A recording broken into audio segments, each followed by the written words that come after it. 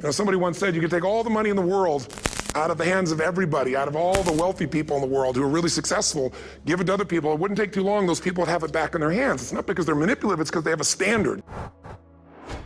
The reason people don't put themselves in a position to fail, the reason people aren't patient, is they value other people's opinions too much. You have to monitor your self-talk. Monitor your self-talk. If you go around tell people, oh, I have a horrible memory, I'm not smart enough, I'm getting too old, fill in the blank. Take those 3 magic words and live them. Raise your standard. If you fight for your limitations, you get to keep them.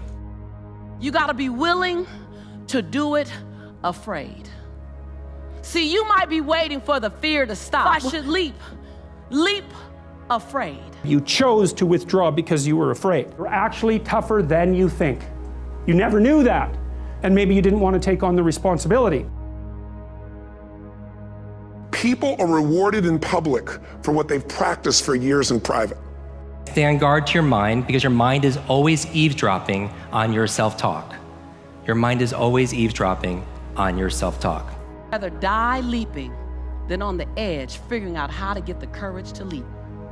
Okay, I'm gonna go make this happen. I'm gonna go make this much money. I'm gonna transform my kids. I'm gonna create the ultimate relationship in my life. I'm gonna transform my body, whatever it is. And then you don't have strong enough reasons and you don't use it. You don't follow through. It's because you didn't back up your standards with what makes those standards real, and that's rituals.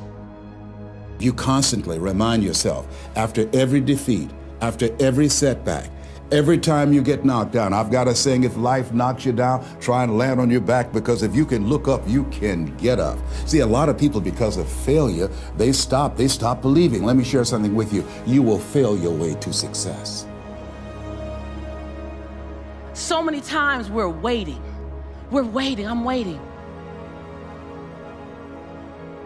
8 out of 10 millionaires have been financially bankrupt. You will fail your way to success. It doesn't matter how many times you fail. It doesn't matter how many times people tell you that you can't do it. It doesn't matter if you don't have a dime in the bank. You will fail your way to success. What's the standard they hold themselves to? And then what are all those little rituals that add up? Because think about it.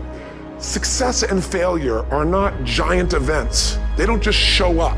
You don't just suddenly become successful or suddenly have this cataclysmic event that makes you fail. It may look that way, but failure comes from all the little things. You're just kind of waiting. You're waiting to get everything in order.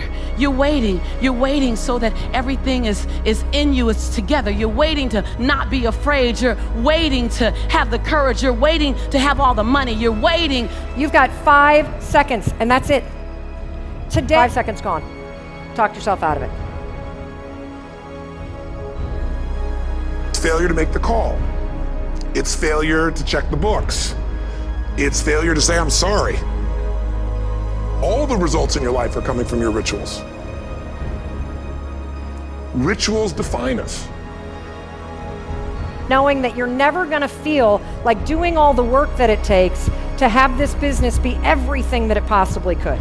And all those little failures day after day come together until one day some cataclysmic event happens and you blame that. That event happened because you missed all the little stuff. And when you want to do it right and you want to wait till you're not afraid and you want to wait till you have it all together, oh, you made it about you again. See, Nelson Mandela did it. He just did it not knowing if it were right. Mahatma Gandhi just did it not knowing if it were right. Mother Teresa just did it not looking for affirmation or confirmation. Is this right? Martin Luther King did it not even knowing if it would happen before his life ended. What are you waiting on?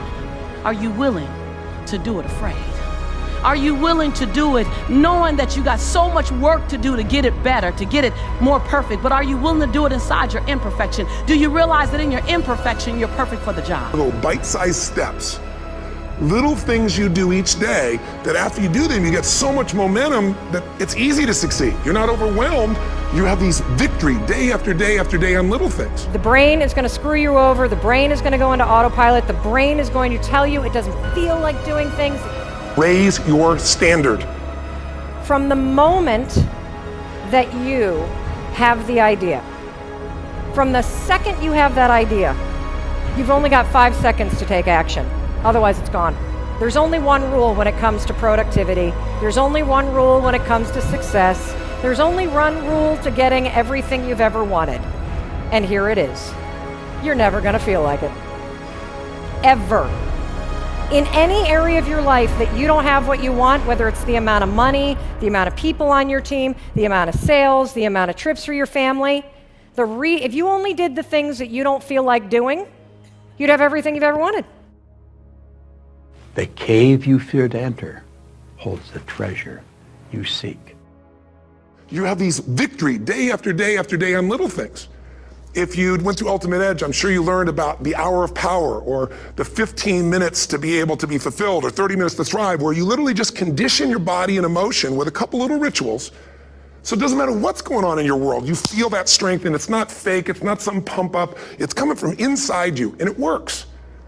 Rituals define us.